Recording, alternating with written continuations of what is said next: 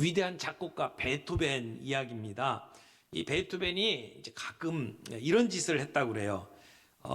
이제 피아노 연주를 하는데 아주 부드럽고 감미로운 느린 곡으로 피아노를 연주를 하는 거예요. 그러면 사람들이 세상은 참 아름다운 곳이구나 그렇게 생각을 하면서 달콤하게 그런 연주에 빠져 있도록 만들고, 그래서 마지막 소절을 다 치고 난 다음에 사람들이 굉장히 그 분위기에 젖어 있을 그때에 갑자기 피아노 건반을 꽝 쳐가지고 모든 사람을 깜짝 놀라게 만드는 그러한 일들을 벌였다고 합니다.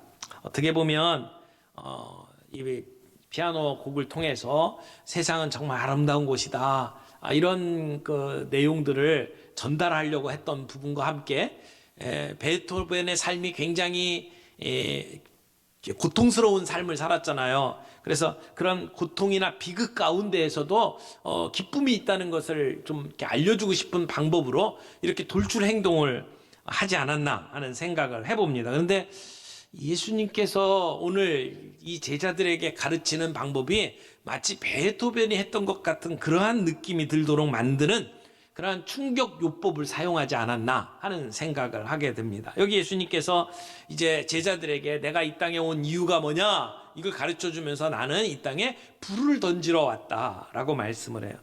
너희들이 나를 평화의 왕이라고 생각하는데 아니다, 나는 분쟁의 왕으로 왔다, 이렇게 얘기를 하시는 거예요.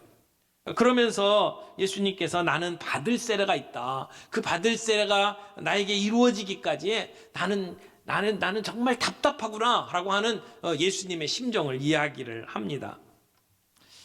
이런 그 예수님의 이야기는 어떻게 보면 제자들이 이해하기가 쉽지 않았을 것 같아요.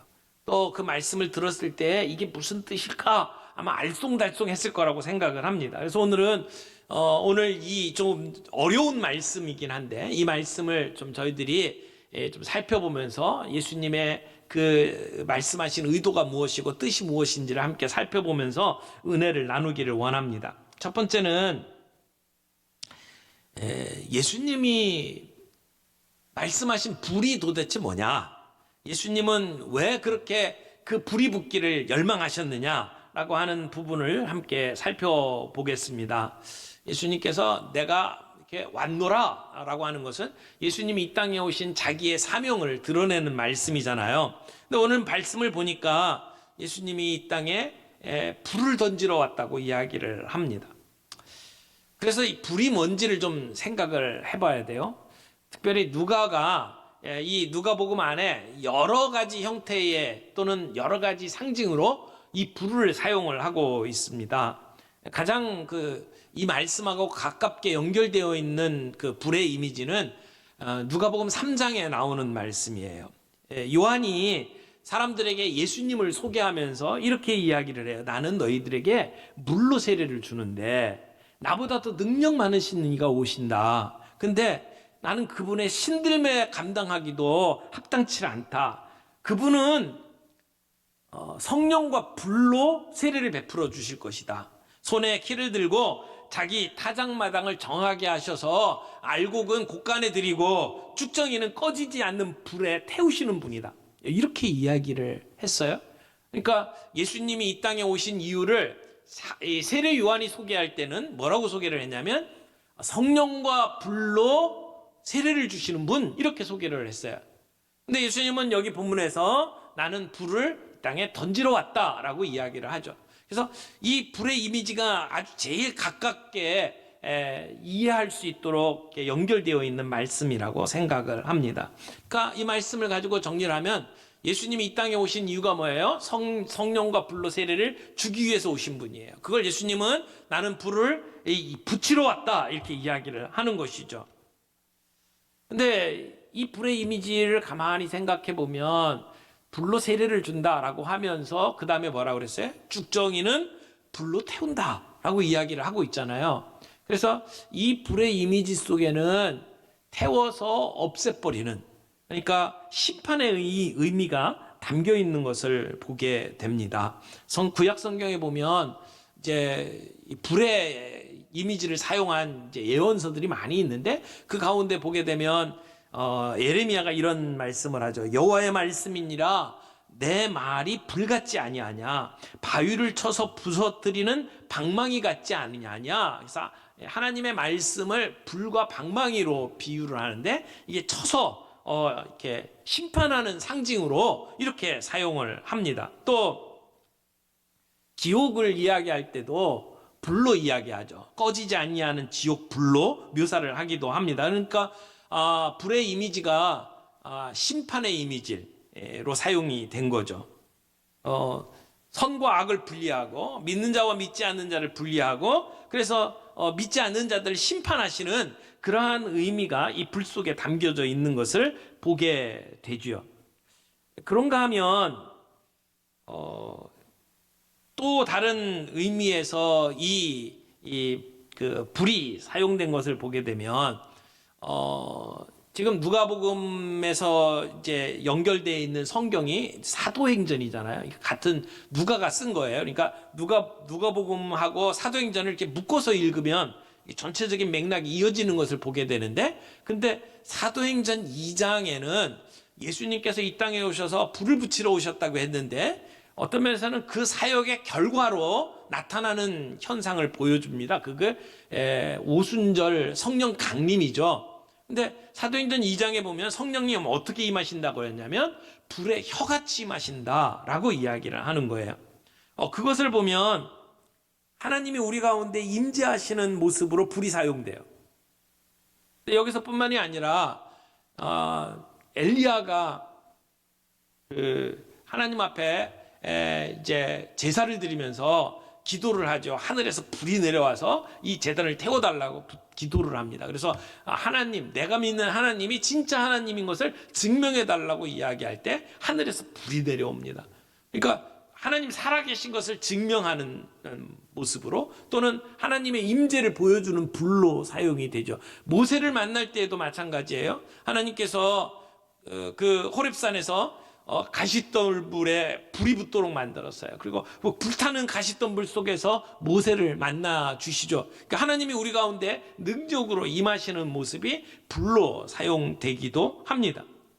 그러니까 사도행전 2장에 그 120문도가 함께 기도할 때 하늘로부터 불의 혀같이 임하시는 것은 그 불이 하나님의 임재를 의미하는 것이고, 천상의 불이 이 땅에 강림하는 것으로 표현이 된 것으로 말할 수가 있습니다. 오늘도 이렇게 응답해 주시는 하나님의 불이 우리가 함께 예배드리고 기도하고 찬양할 때 우리 가운데 임할 수 있기를 바랍니다. 이렇게 보면 이제 지금 예수님께서 성령과 불로 세례를 베풀고 불을 붙이러 왔다라고 할 때에 이 불의 의미를 이렇게 정리를 하면서 이중적인 의미가 있다라고 정리를 할 수가 있어요. 이게 저만의 그 해석이 아니고 많은 성경학자들이 그렇게 정리를 합니다. 박윤선 목사님의 주석을 보게 되면 이 불이 복음과 성령으로 죄를 처분하시는 그분의 거룩하신 역사다, 이렇게 정리를 하고 있죠. 그러니까 불은 소멸케 하기도 하고 정결케 하는 역사가 있다는 거예요. 그래서 불의 이중적인 그 의미로 이렇게 얘기를 할 수 있어요. 불은 심판의 상징이다. 불로 태워서 없애버리는 심판의 의미가 있고, 동시에 불은 태워서 깨끗하게 만드시는 정결의 의미가 있다, 이렇게 말할 수가 있습니다. 그러니까 불이 우리에게 강력하게 임할 때, 예수님께서 이 땅에 오셔서 사역을 하실 때는 우리 사람들에겐 두 가지 의미로 늘 다가올 수 있다는 거예요. 한쪽에서는 믿지 아니하는 자들, 거부하는 자들에게는 심판으로 다가오시고, 그 예수 그리스도를 영접하고 받아들이는 자들에게는 우리의 죄를 깨끗하게 하시며 우리를 구원하시는 역사로 다가오게 된다는 것이죠.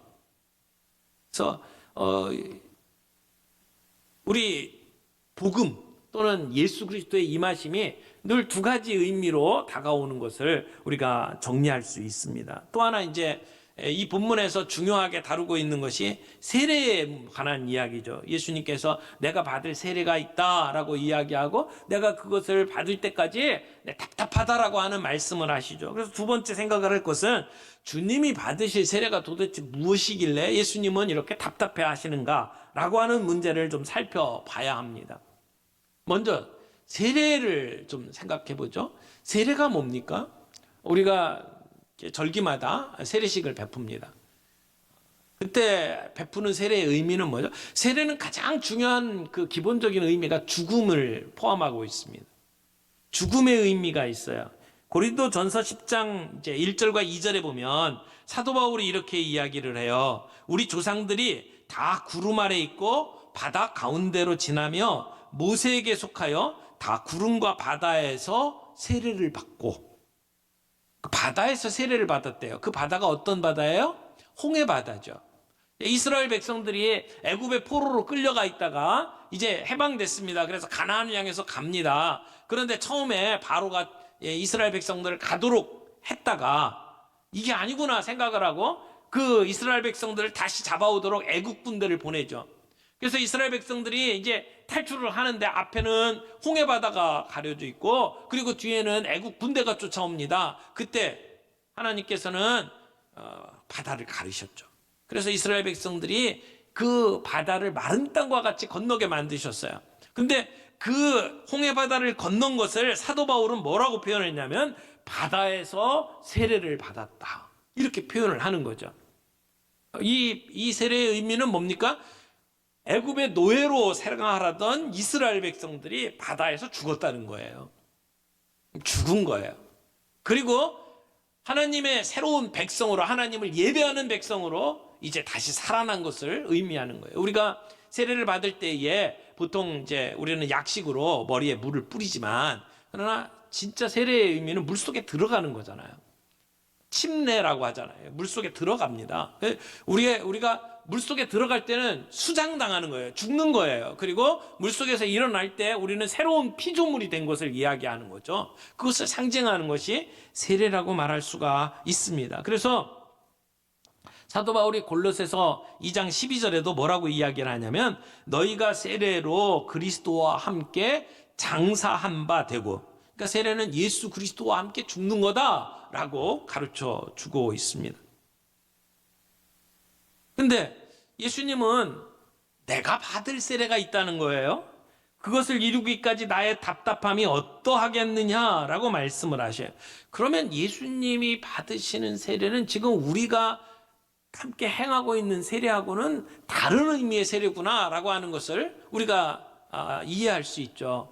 예수님은 공생애를 시작하기 전에 세례 요한에게 가서 물로 세례를 받았어요. 그러니까 예수님은 이미 세례를 받았기 때문에 지금 말씀하신 내가 받을 세례는 물 세례는 아니에요. 또한 예수님께서 성령이 충만한 가운데에서 공생애를 시작을 하셨어요. 그러니까 성령 충만을 의미하는 성령 세례도 아니에요.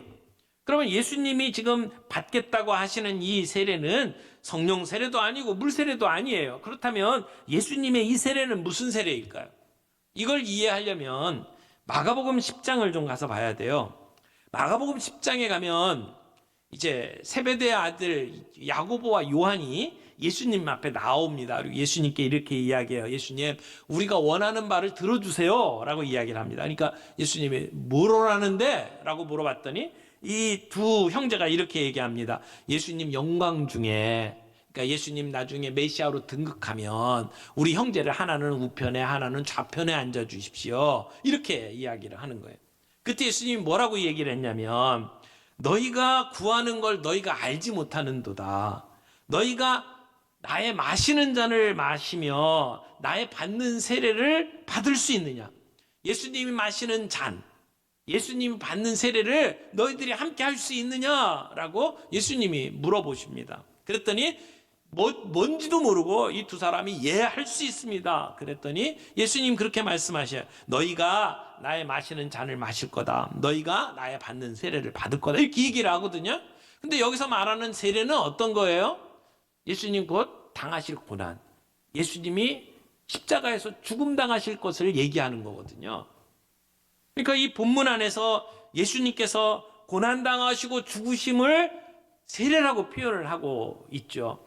그러니까 지금 예수님께서 내가 받을 세례라고 하는 것을 이야기할 때는 지금 이 세례는 고난을 당하시고 십자가에서 죽으실 것을 말씀하시는 것으로 보는 것이 합당하다고 생각을 합니다. 예수님은 자신의 사명을 너무나도 분명히 알고 계신 분이에요. 예수님은 죽기 위해서 오신 분이잖아요. 그리고 곧 지금 예루살렘을 향해서 가고 있고 예수님은 고난을 당하시고 십자가에 죽으실 것을 알고 계셨어요. 그럼에도 불구하고 그 길을 묵묵히 걸어가시는 것이 예수님의 모습이죠. 그러면 세 번째 우리가 좀 살펴볼 게 있습니다. 예수님이 화평을 주러 오신 줄 알고 있는 제자들에게 화평이 아니라 분쟁을 일으키러 오셨다라고 이야기를 해요. 그럼 분쟁은 도대체 뭘까요? 여기서 말하는 분쟁을 일으킨다는 게 무슨 말일까요? 51절에 보니까 내가 세상에 화평을 주러 온 줄로 아느냐? 내가 너에게 이르노니 아니라 도리어 분쟁하게 하려 함이로다 라고 말씀을 하셔요. 그리고는 한 집에 5사람이 있어 분쟁하라는데 셋과 둘이 셋이 분쟁한다고 했고요. 아버지와 아들, 아들과 아버지, 어머니와 딸과 딸과 어머니, 그리고 시어머니와 며느리, 며느리와 시어머니가 분쟁하리라 라고 말씀을 하셨어요. 여러분, 예수님은 평화를 위해서 오신 분일까요? 분쟁을 위해서 오신 분일까요? 지금 제자들은 예수님이 화평을 주러 오셨다고 생각을 하고 있는데 예수님은 아니래요. 그러면 모순이 되잖아요. 이게 도대체 무슨 말이에요? 예수님이 평화를 위해서 이 땅에 오셨다는 것은 맞는 말이에요. 여러분, 예수님이 오실 때, 크리스마스 때 천사들이 목자들에게 들려줬던 그 소식을 들었잖아요. 뭐라고 그랬어요? 지극히 높은 곳에서는 하나님께 영광이요, 땅에서는 하나님의 기뻐하신 사람들 중에 평화로다. 평화라고 이야기를 하잖아요. 예수님은 이 땅에 평화로 오셨다고 천사들이 가르쳐 주었어요. 예수님을 예언하는 선지자들도 예수님이 평화의 왕이라고 소개를 합니다. 이사야서에 보게 되면 예수님의 이름을 이렇게 얘기합니다. 기묘자라, 모사라, 전능하신 하나님이라, 영존하시는 아버지라, 그 다음에 뭐라고 했어요? 평강의 왕이라, 이렇게 얘기를 한단 말이에요. 스가랴에서도 이렇게 이야기합니다. 에브라임의 병거와 예루살렘의 말을 끊겠고 전쟁하는 활도 끊으리니 그가 이방 사람에게 화평을 전할 것이요. 예수님은 화평을 전하기 위해서 이 땅에 오셨다라고 이야기를 합니다. 뿐만 아니라 사도 바울도 예수님을 소개할 때 이렇게 소개했어요. 그는 우리의 화평이신지라 불로 하나를 만드사 원수가 된 것 곧 중간에 막힌 담을 자기 육체로 허시고, 하나님과 우리 사이에 막힌 담이 있어요. 그걸 자기의 육체로 예수님 십자가에 못 박혀 죽으심으로 그 담을 허셨다. 그래서 둘을 하나로 만들었다. 그래서 예수님은 화평이시다. 이렇게 말씀을 하고 있단 말이에요. 그러면 예수님 화평이 맞는데, 예수님 평화가 맞는데 예수님은 아니라 나는 분쟁을 일으키러 왔다. 이렇게 얘기를 하는 게 도대체 무슨 말씀일까요? 이 분쟁은 영원한 게 아니에요. 과정일 수 있습니다. 예수님은 우리에게 평화를 주러 이 땅에 오셨죠. 우리 가정도 하나님께서 우리 가운데 하나가 되게 만드시는 은혜가 있다고 믿습니다. 처음에는 나 혼자 믿었더라도 우리 가족들이 주님 앞에 돌아오는 일들을 우리가 봅니다. 10년, 20년 그렇게 예수 믿는 거 핍박하고 교회 안 나오셨던 남편이 우리 교회 나오잖아요. 함께 예배 드리고 있잖아요. 그러니까 분쟁이 과정이라는 거예요. 그게 끝이 아닐 수 있다는 것을 우리가 기억해야 합니다. 진리가 사람들을 분열시키지만 그러나 우리가 진심을 다해서 그들에게 다가갈 때에 그 복음의 능력이 그들을 변화시키는 역사를 보게 되고 결국은 우리 가정이 믿음 안에서 하나 되는 역사를 볼 수 있다는 것이죠. 물론 집안에서 분쟁이 일어나는 것이 단지 믿음만의 문제는 아닐 수 있습니다. 우리가 그리스도인답게 살지 못하기 때문에 나타나는 일들일 수도 있어요. 그때는 우리가 우리의 잘못을 바꿔야죠. 우리가 정말 그리스도인사운 삶을 살게 되면 우리의 모습을 통해서 주님 앞에 돌아오는 일들을 보게 될 거예요. 그러나 내가 예수를 믿는다고 하면서도 내 삶이 그들의 눈에 믿는 사람답지 못할 때, 그들은 부모 때문에 신앙을 떠나기도 하고 부모 때문에 교회 다니는 걸 힘들어할 수도 있어요. 우리가 우리의 믿음의 색깔을 분명히 드러나고 진정한 그리스도인의 삶을 보여줄 때에 그 메시지는 그들의 마음속에 뿌리를 내리게 될 것이고 그리고 싹이 될 것이라고 믿습니다. 과정은 분열이 있지만 그러나 결과는 평화될 수 있습니다. 그래서 사탄이 우리 가족 가운데 이런 분쟁들을 일으켜요. 왜냐하면 사탄은 우리의 약점을 너무나도 잘 알잖아요. 그래서 가까운 사이에 그런 분쟁을 일으키고 이간질을 시켜서 어려운 일들을 만들어냅니다. 그래도 우리는 낭망하지 말아야 합니다. 절망하지 말아야 합니다. 그래서 주님이 이 말씀 뒤에 우리에게 시대를 분별하라고 말씀을 하시죠. 54절 말씀 봅니다.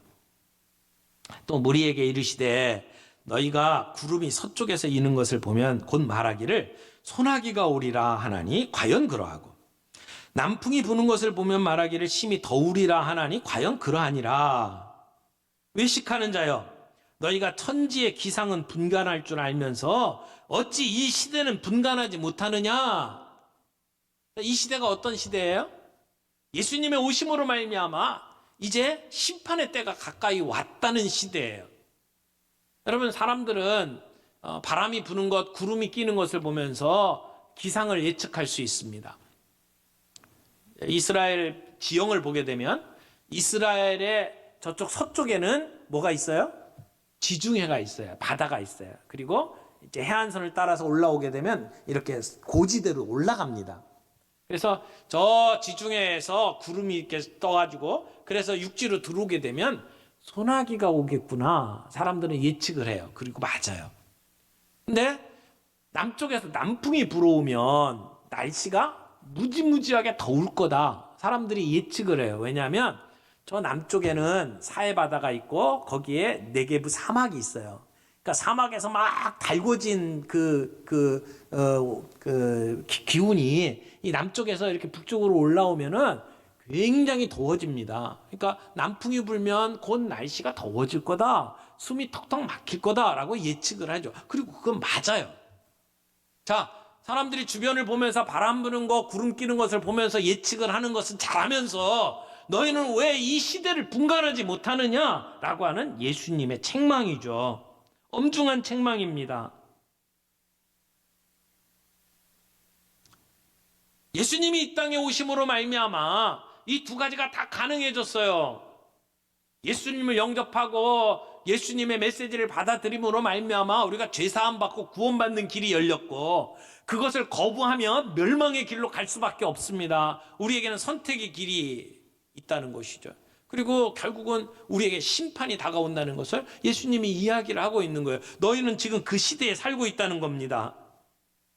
우리에게 아직 정결케 할 수 있는 기회가 주어졌을 때에 우리가 죄사함의 기회가 우리에게 주어졌을 때에 그 기회를 놓치지 말아라, 붙잡아라 라고 하는 예수님의 명령이죠.